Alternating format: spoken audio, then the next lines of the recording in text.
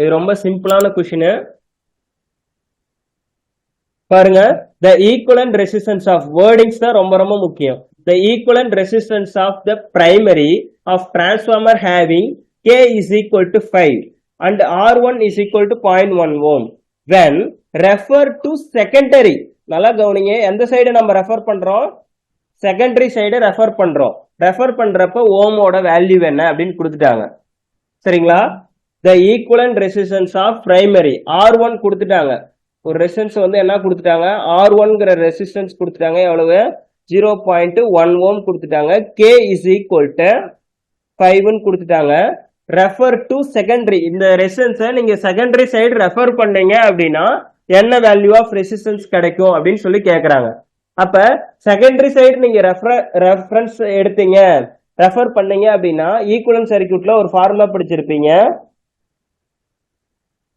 Secondary சைடுக்கு refer பண்ணோம் அப்படின்னா எந்த இதை ரெஃபர் பண்றோம்? செகண்டரி சைடு ரெஃபர் பண்றோம். அதனால மேல வந்து என்ன வரும்? N2 வரும். N2 by N1 the whole square into R1. சரிங்களா? R1. அப்ப N2 by N1 தான் நம்ம என்னது? டிரான்ஸ்ஃபர்மேஷன் ரேஷியோ K அப்படின்னு சொல்லுவோம். சரிங்களா? அப்ப K square into R1. K வந்து எவ்வளவு? 5. இப்ப 5 ஸ்கொயர் into 0.1 அப்ப எவ்வளவு வரும்? 25 into 0.1 அப்ப எவ்வளவு வரும்? 2.5 ohm.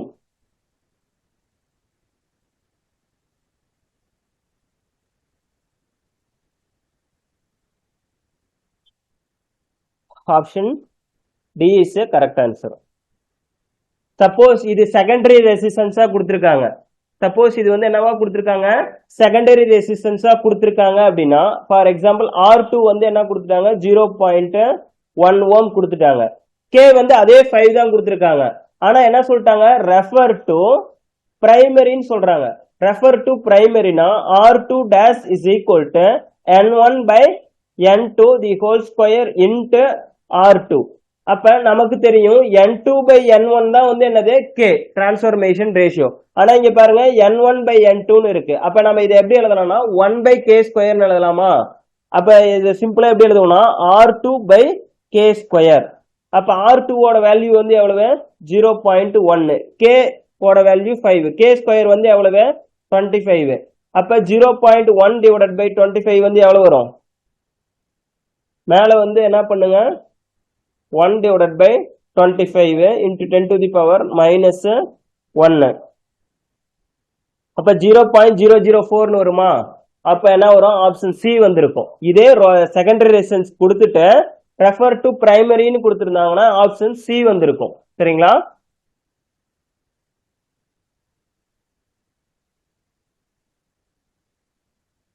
ரைட். இது ஈக்குவலன்ட் சர்க்யூட்டை பேஸ் பண்ண கொஸ்டின். சரிங்களா? இது டிரான்ஸ்ஃபார்மர்ல எதை பேஸ் பண்ண கொஸ்டின்? ஈக்குவலன்ட் ரெசிஸ்டன்ஸை பேஸ் பண்ண கொஸ்டின். ரொம்ப சிம்பிளான கொஸ்டின். நார்மலா K டிரான்ஸ்ஃபர்மேஷன் ரேஷியோ அப்படின்னு கொடுத்திருந்தாலும் சரி, Kன்னு கொடுத்திருந்தாலும் சரி, அது Kங்கிறது எதை இண்டிகேட் பண்ணுனா N2 by N1. கொஸ்டின்ல டிரான்ஸ்ஃபர்மேஷன் ரேஷியோ அப்படின்னு கொடுத்திருந்தாங்கன்னா அதை எதை மீன் பண்ணும்? N2 by N1. Sir suppose கொஸ்டின்ஸ்ல டர்ன்ஸ் ரேஷியோன்னு கொடுத்துட்டாங்க சார், K கொடுக்கல சார், வேற என்ன கொடுத்துட்டாங்க? டர்ன்ஸ் ரேஷியோ சார் அப்படின்னு கொடுத்திருந்தாங்க அப்படின்னா என்ன வந்திருக்கும் அப்படின்னா N1 by N2. நல்லா ஞாபகம் வச்சுக்கங்க. டர்ன்ஸ் ரேஷியோ அப்படின்னு கொடுத்திருந்தாங்கன்னா என்ன வரும்? N1 by N2. சரிங்களா? டிரான்ஸ்ஃபர்மேஷன் ரேஷியோன்னு கொடுத்திருந்தாங்கன்னா என்னது? N2 by N1. சரிங்களா? டர்ன்ஸ் ரேஷியோ அப்படின்னு கொடுத்திருந்தாங்கன்னா N1 by N2. இதே கொஸ்டின்ல கேக்கு பதில இந்த இடத்துல என்ன கொடுத்துறாங்க? டர்ன்ஸ் ரேஷியோன்னு கொடுத்துறாங்கப்பா. அப்ப என்ன எழுதணும் அப்படின்னா இது போட்டீங்க அப்படின்னா தப்பா வரும். சரிங்களா? ஏன்னா டர்ன்ஸ் ரேஷியோனா N1 by N2. ஆனா இங்க N2 by N1. அப்ப என்ன வந்திருக்கும்? டர்ன்ஸ் ரேஷியோன்னு இந்த இடத்துல கொடுத்திருந்தாங்கன்னா ஆப்ஷன் சி கரெக்டா வந்திருக்கும். சரிங்களா? நான் எல்லா டைரக்ஷன்லயும் சொல்றேன், எப்படி கேட்டாலும் நீங்க ஆன்சர் பண்ற மாதிரி சிம்பிளா புரிஞ்சுக்கங்க. டிரான்ஸ்ஃபர்மேஷன் ரேஷியோ அல்லது Kன்னு கொடுத்திருந்தாங்கன்னா N2 by N1. முடிஞ்சிருச்சா? இதை அப்படியே தனியா தூக்கி வச்சிருங்க. அடுத்தது டர்ன்ஸ் ரேஷியோ அப்படின்னு கொடுத்திருந்தாங்க அப்படின்னா N1 by N2. சரிங்களா? That's it. அடுத்து நெக்ஸ்ட் போலாங்களா?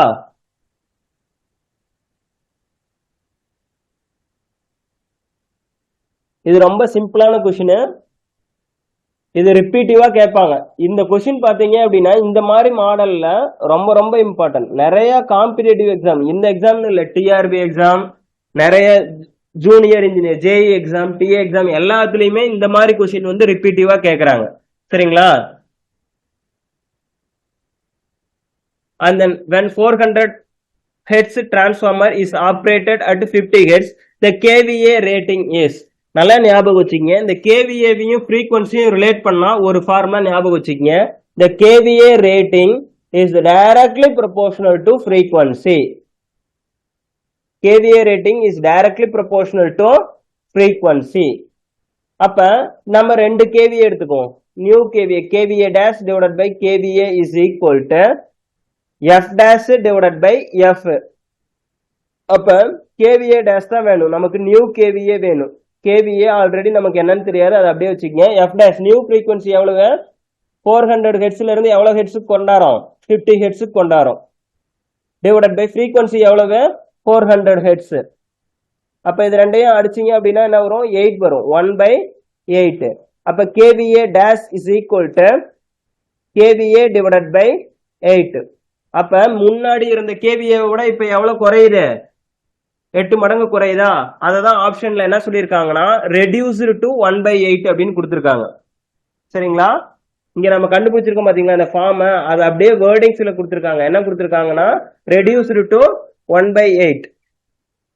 இது ரொம்ப ரொம்ப இம்பார்ட்டன்டான கான்செப்ட். இதை மட்டும் நல்லா ஞாபகம் வச்சுக்கங்க. KVA rating is directly proportional to frequency. Sir இது டிரான்ஸ்ஃபார்மர்ல எப்படி சார் வந்தது அப்படின்னா, நார்மலா KVA அப்படின்னா அப்பரண்ட் பவர். அப்பரண்ட் பவர்ங்கிறது வோல்டேஜ் இன்ட்டு கரண்ட். சரிங்களா? Voltage into current. சார் இதுல வந்து current is an independent of frequency. கரண்ட்டுக்கும் ஃப்ரீக்வன்சிக்கும் சம்மந்தமே கிடையாது. சரிங்களா? கரண்ட்டுக்கும் ஃப்ரீக்வன்சிக்கும் சம்மந்தமே கிடையாது. Current is an constant. அப்ப the KVA Sங்கிறது KVA is directly proportional to voltage. டிரான்ஸ்ஃபார்மர்ல இன்டியூஸ்ட் EMF ஈக்குவேஷன் படிச்சிருப்பீங்க. அதுல இன்டியூஸ்ட் EMF ஈக்குவேஷன் E ஓட ஃபார்முலா என்னது? 4.44 into F into N into phi m. 4.44 N phi எம்லாம் கான்ஸ்டன்ட். அப்ப voltage is directly proportional to வந்து என்னது? ஃப்ரீக்வன்சியா? அப்ப வோல்டேஜ் டைரக்ட்லி ப்ரொபோர்ஷனல் டு ஃப்ரீக்வன்சினா KVA டைரக்ட்லி ப்ரொபோர்ஷனல் டு வந்து என்னது? ஃப்ரீக்வன்சி. அப்படிதான் இந்த ஃபார்முலா வந்தது. இந்த ஃபார்முலா எப்படி வந்ததுங்கிறதுக்கான ரீசன் இதே மாதிரிதான் வோல்டேஜும் கேட்பாங்க. சொல்ல முடியாது, கேட்கலாம் மேபி. சரிங்களா? இது ஆனா ரொம்ப ரொம்ப இம்பார்ட்டன்ட். கண்டிப்பா இதுல இருந்து கொஸ்டின்ஸ் நீங்க எதிர்பார்க்கலாம். அடுத்து நெக்ஸ்ட் போலாங்களா?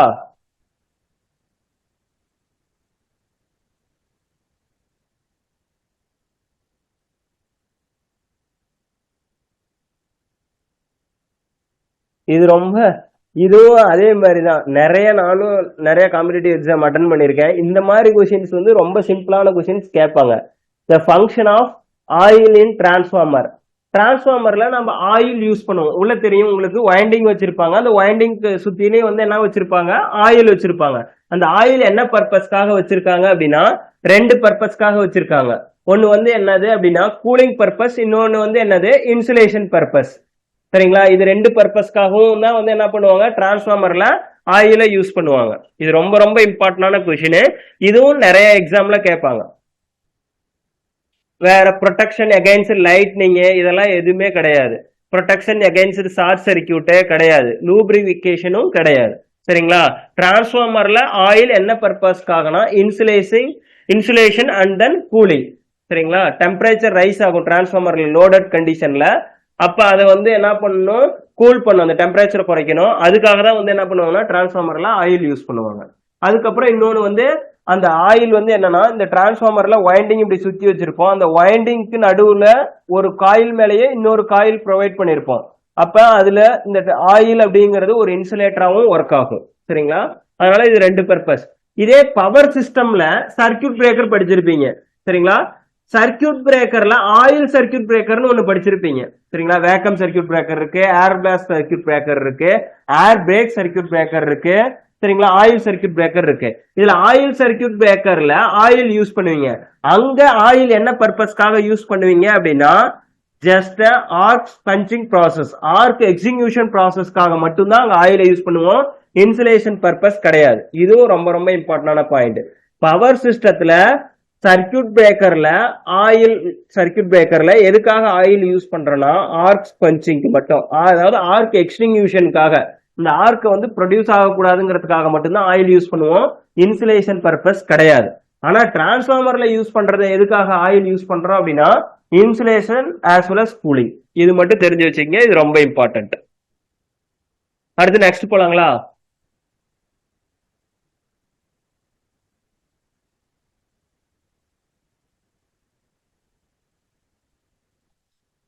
இது கொஞ்சம் நியூமரிக்கல் வரும், கொஞ்சம் பெருசா சால்வ் பண்ற மாதிரி இருக்கும், இருந்தாலும் போட்டுடலாம். ரொம்ப சிம்பிளான கொஸ்டின் தான்.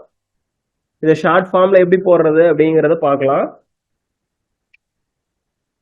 இப்ப 25 kVA 3300 230 volt single phase transformer has iron losses, copper losses 400 watts, the efficiency of 0.8 power factor. efficiency of 0.8 power factor அப்படின்னு சொல்லிட்டாங்க. நார்மலா எஃபிஷியன்சிக்கு என்ன ஃபார்முலா? டிரான்ஸ்ஃபார்மர்ல எஃபிஷியன்சிக்கு என்ன ஃபார்முலா? இன்புட். அது ஜெனரலைஸ்டு ஃபார்முலா. டிரான்ஸ்ஃபார்மர்ல எஃபிஷியன்சிக்கு என்ன formula?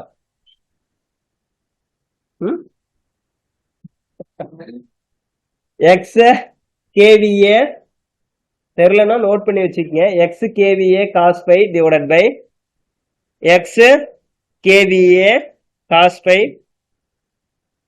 Plus iron losses or core losses plus X square into full load copper losses. இதுதான் ஃபார்முலா. இன்ட்டு 100% பர்சன்டேஜ்ல சொல்லணும்னா நீங்க சொல்றது correct. Output power divided by input power அப்படிங்கறதெல்லாம் கரெக்ட். ஆனா டிரான்ஸ்ஃபார்மர் அப்படின்னா இந்த ஃபார்முலா தான் வரணும், ஞாபகத்துக்கு வரணும்.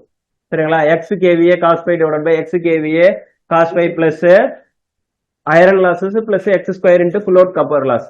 ஏன்னா இந்த எக்ஸ் கேவிஏ காஸ் பைங்கிறது அவுட்புட் பவர். நார்மலா நீங்க சொன்னீங்களா output power divided by input பவரா, இந்த எக்ஸ் கேவிஏ காஸ் பைங்கிறது அவுட்புட் பவர். இதே அவுட்புட் பவர் பிளஸ் லாசஸ் தான் வந்து என்னது? Input power. சரிங்களா? அவுட்புட் பவர் பிளஸ் லாசஸ் தான் வந்து என்ன பவர்? Input power. அதை தான் கீழே எழுதியிருக்கோம். Output power X kVA cos phi plus iron losses plus full load copper losses.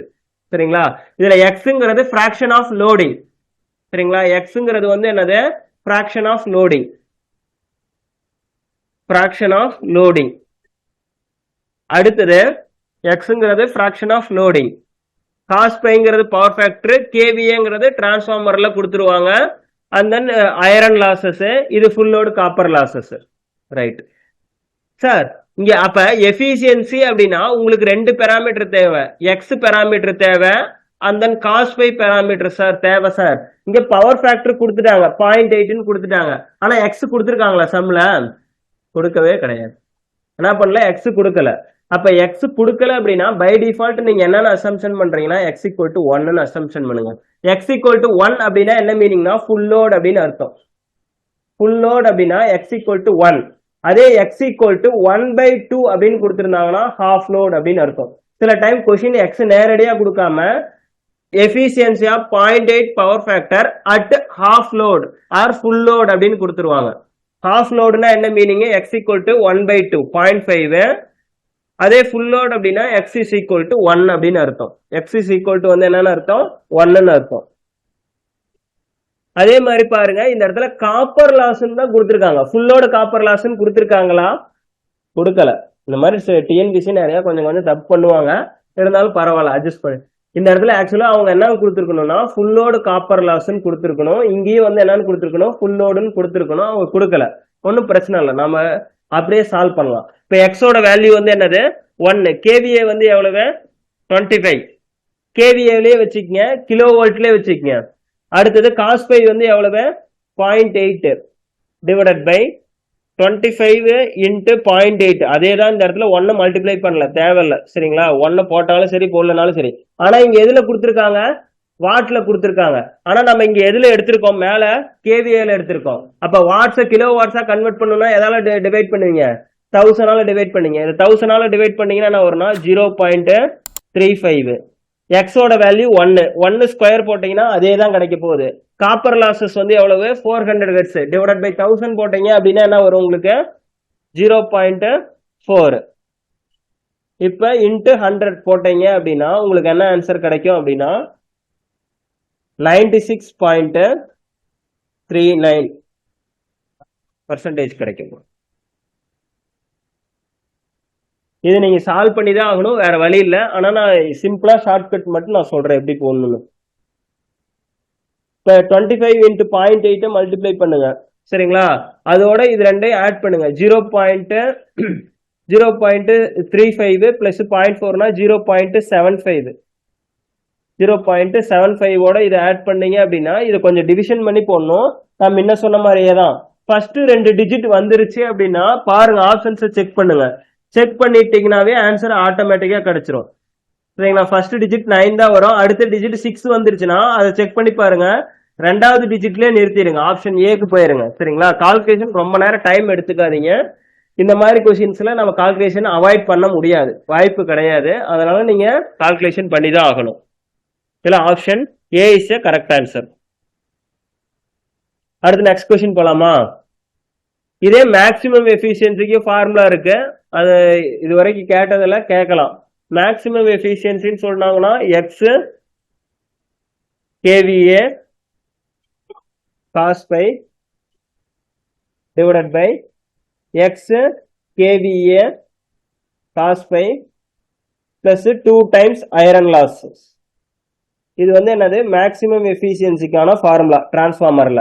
இதுல எக்ஸ்ங்கிறது square root of iron losses divided by full load copper losses. அவ்வளவுதான். இந்த இடத்துல எக்ஸ்ங்கிறத நீங்க தான் கண்டுபிடிக்கணும், அவங்க கொடுக்க மாட்டாங்க சரிங்களா. அல்லது maximum efficiency at full load அப்படின்னு கொடுத்துட்டாங்கன்னா மேக்சிமம் எஃபிஷியன்சி எதுல கண்டுபிடிக்க சொல்றாங்க, ஃபுல் லோட் கண்டிஷன்ல கண்டுபிடிக்கிறாங்க. அப்ப எக்ஸ் ஈக்குவல் டு 1 போட்டுடலாம் சரிங்களா. சில டைம் கொடுக்க மாட்டாங்க சரிங்களா. அப்படி இருந்தா எக்ஸோட வேல்யூ வந்து iron losses divided by full load copper losses. இந்த ஃபார்முலா எதுக்கானது, மேக்சிமம் எஃபிஷியன்சி ஆஃப் டிரான்ஸ்ஃபார்மர்னு கேட்டாங்கன்னா இந்த ஃபார்முலா யூஸ் பண்ணுங்க. நார்மல் எஃபிஷியன்சின்னு கேட்டாங்கன்னா இந்த ஃபார்முலா யூஸ் பண்ணுங்க சரிங்களா. அடுத்தது நெக்ஸ்ட் போலாமா.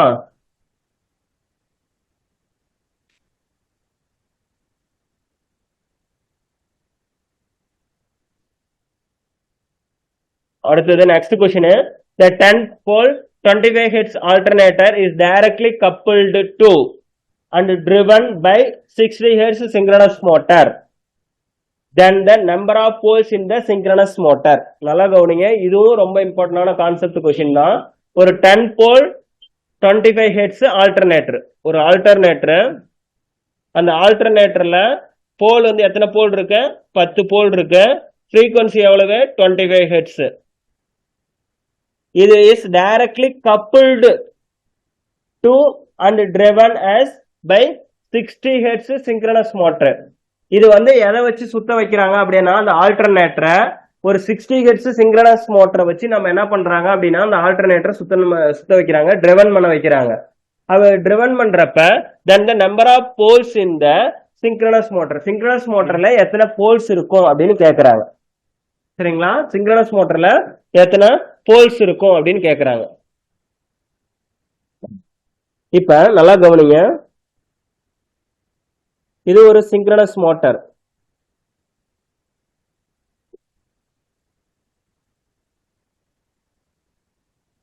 இது 3 phase AC supply, AC supply. இது வந்து என்ன மோட்டர், சிங்க்ரனஸ் மோட்டார். நல்லா கவனிங்க, இந்த கான்செப்ட் ரொம்ப ரொம்ப இம்பார்ட்டன்ட். இதுல ஒரு கண்டிஷன் இருக்கு, அதுதான் ரொம்ப ரொம்ப இம்பார்ட்டன்ட். அப்ப சிங்க்ரனஸ் மோட்டார் அப்படின்னா இதுல ஒரு சாஃப்ட் இருக்குமா, இதுல என்ன இருக்கும், ஒரு சாஃப்ட் இருக்கும். அந்த சாஃப்ட் வந்து என்ன பண்ணிருக்காங்க அப்படின்னா எதோட கனெக்ட் பண்ணிருக்காங்க அப்படின்னா மெக்கானிக்கலி கப்புள்டு அப்படின்னு சொல்லியிருப்பாங்க சரிங்களா, அல்லது டைரக்ட்லி கப்புள்டு. இது வந்து எதோட கனெக்ட் பண்ணிருக்காங்க அப்படின்னா ஒரு ஆல்டர்னேட்டரோட கனெக்ட் பண்ணிருக்காங்க.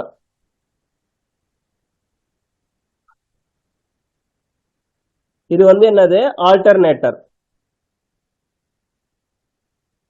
ஆல்டர்னேட்டர் ஆல்டர்னேட்டர்ல அவுட்புட் பவர் வந்து என்னதுன்னா எலக்ட்ரிக்கல் சப்ளை தான் அவுட்புட்டா கிடைக்கும். இங்க வந்து என்னதுன்னா ஏசி சப்ளை தான் நமக்கு என்ன கிடைக்கும், அவுட்புட்டா கிடைக்கும். இது வந்து என்னதுன்னா அவுட்புட் சைடு, இது வந்து என்னது இன்புட் சைடு. இந்த ஆல்டர்னேட்டருக்கான போல் வந்து எவ்வளவு கொடுத்திருக்காங்க, 10 போல் கொடுத்திருக்காங்க. ஃப்ரீக்வன்சி எவ்வளவு கொடுத்திருக்காங்க, 25 ஹெர்ட்ஸ் கொடுத்திருக்காங்க. ரைட், ஓகேவா. இதுதான் அவங்க கொடுத்திருக்காங்க. இதை நான் அப்படியே டயக்ராமா அவங்க கொடுத்திருக்கிறத நான் என்ன பண்ணிருக்கேன், டயக்ராமா வரைஞ்சிருக்கிறேன். நான் கொடுத்துருக்கிறத வந்து என்னவா வரைஞ்சிருக்கோம் அப்படின்னா டயக்ராமா வரைஞ்சிருக்கோம். சரிங்களா? இப்ப என்ன சொல்றாங்க, இந்த சிங்க்ரனஸ் மிஷினோட நல்லா கவனிங்க, the number of poles in the synchronous motor, இதோட போல்ஸ் என்ன அப்படின்னு கேக்குறாங்க. சரி சார், இப்ப இதை எப்படி சார் கண்டுபிடிக்கிறது அப்படின்னா நல்லா கவனிங்க. சிங்க்ரனஸ் மிஷின் அப்படின்னாவே is always rotated at synchronous ஸ்பீடா. நல்லா கவனியும். சிங்க்ரனஸ் மோட்டார் அப்படின்னு, சிங்க்ரனஸ் மோட்டரா இருக்கட்டும், ஜெனரேட்டரா இருக்கட்டும், எதுவா கூட தான் இருக்கட்டும், synchronous machine is always rotated at synchronous speed. Synchronous ஸ்பீடுக்கு என்ன formula? ns is equal to 120f divided by பியா. அப்ப இந்த ஆல்டர்னேட்டர் கட்டாயமா எந்த ஸ்பீட்ல தான் சுத்தி ஆகணும்? சிங்க்ரனஸ் ஸ்பீட்ல தான் சுத்தி ஆகணும். அப்ப alternator ns is equal to 120 into f ஓட வேல்யூ என்னது ஆல்டர்னேட்டர்ல? 25 டிவைடட் பை எத்தனை போல்? 10 போல். அப்ப 10 போல் அப்படின்னா இதை சால்வ் பண்ணீங்கன்னா என்ன வரும்? 10 போல் மிஷின்னா 12 into 25, இட்ஸ் an 750 RPM வரும்னு நினைக்கிறேன்.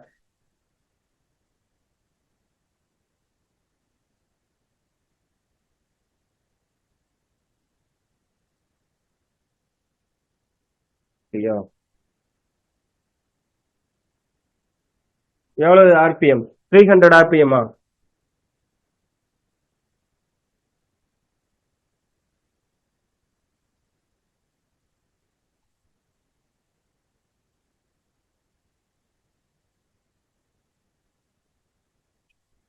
300 RPM.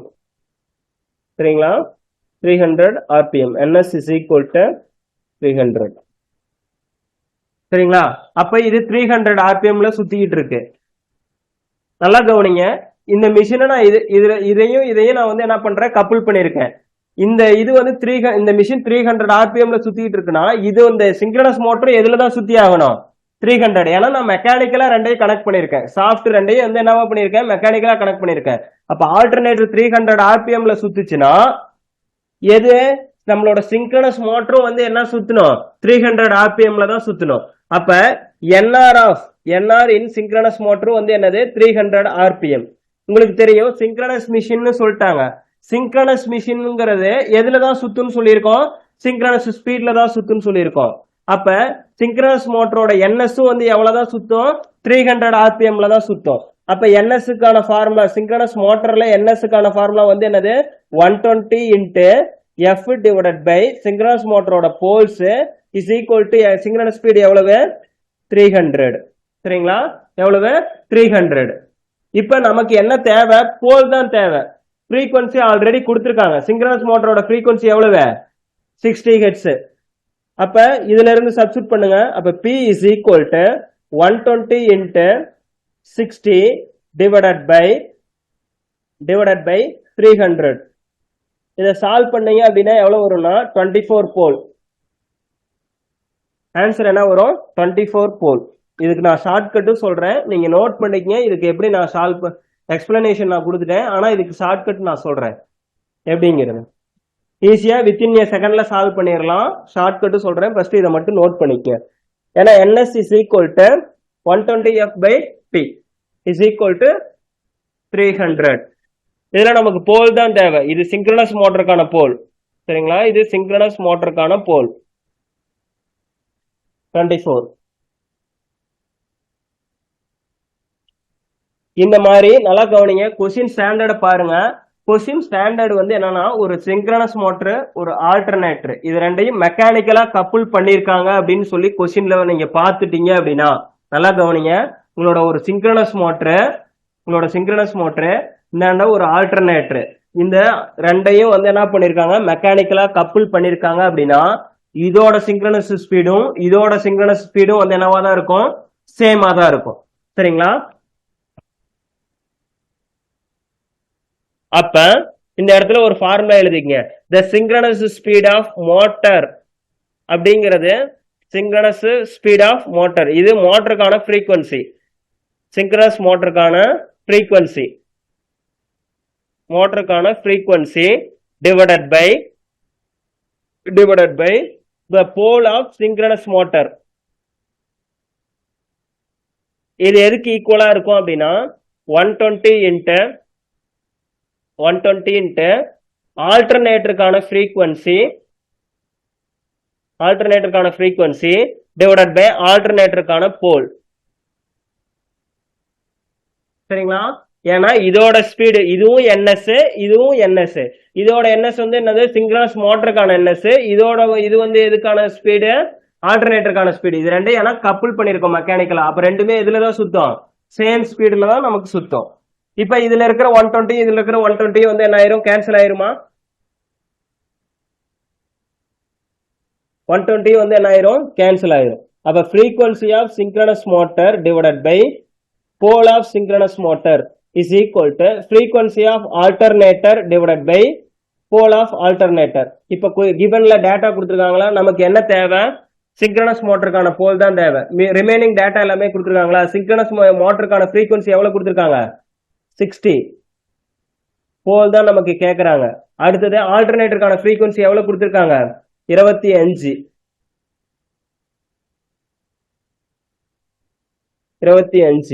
டிவைடட் பை ஆல்டர்னேட்டருக்கான போல் வந்து எவ்வளவு கொடுத்திருக்காங்க, 10 போல் கொடுத்திருக்காங்க. அப்ப நமக்கு என்ன தேவை, சிங்க்ரோனஸ் மோட்டருக்கான போல் தான் தேவை. அது இப்ப இந்த பக்கம் வந்தீங்கன்னா என்ன வரும், 10 into 10/25 இன்ட்டு வந்து என்னது 60. சரிங்களா? இதை ஈஸியா சால்வ் பண்ணிடலாமா? இதை 5ஆல சால்வ் பண்ணீங்க அப்படின்னா என்ன வரும், இது 2 இது 5, இதை அடிச்சீங்கன்னா எவ்வளவு வரும், 12. 2 into 12 வந்து எவ்வளவு, 24. அவ்வளவுதான் ஆன்சர். டக்குன்னு போட்டுடலாம்.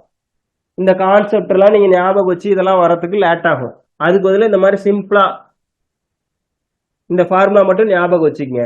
இந்த ஃபார்முலா எப்பதான் நீங்க அப்ளை பண்ணும், நம்மளோட சிங்க்ரோனஸ் மோட்டரும் நம்மளுடைய ஆல்டர்னேட்டரும் மெக்கானிக்கலா கனெக்ட் ஆகிருக்கிற மாதிரி உங்களுக்கு கொஸ்டின்ல கேட்டாங்கன்னா இந்த ஃபார்முலா ஞாபகம் வந்துடணும். frequency by fold ratio equal. சிம்பிளா சில நிமோனிக்ஸ் சொல்றேன், நோட் பண்ணி வச்சுங்க. இந்த மாதிரி மெக்கானிக்கலி கப்புள்டு சிங்க்ரோனஸ் மோட்டருக்கும் ஆல்டர்னேட்டரும் மெக்கானிக்கலி கப்புள்டு அப்படின்னா frequency by fold ratio சேமா இருக்கும் அப்படின்னு ஞாபகம் வச்சுங்க. வேற எதுவுமே வேணாம், ஃபார்முலா படிக்கிறதுக்கு கூட கஷ்டமா இருக்கும். இது சொல்றதுக்கு ஈஸியா இருக்குதுல்ல. frequency by fold ratio வந்து ரெண்டுக்கும் என்னவா இருக்கும், சேமா இருக்கும். அப்ப சிங்க்ரோனஸ் மோட்டரோட frequency divided by சிங்க்ரோனஸ் மோட்டரோட போல் ஈக்குவல் டு என்னது, alternator frequency divided by alternator pole. அவ்வளவுதான், முடிஞ்சு போச்சு. இதை வச்சு நீங்க ஈஸியா சால்வ் பண்ணிடலாம். அடுத்து நெக்ஸ்ட் போலாமா?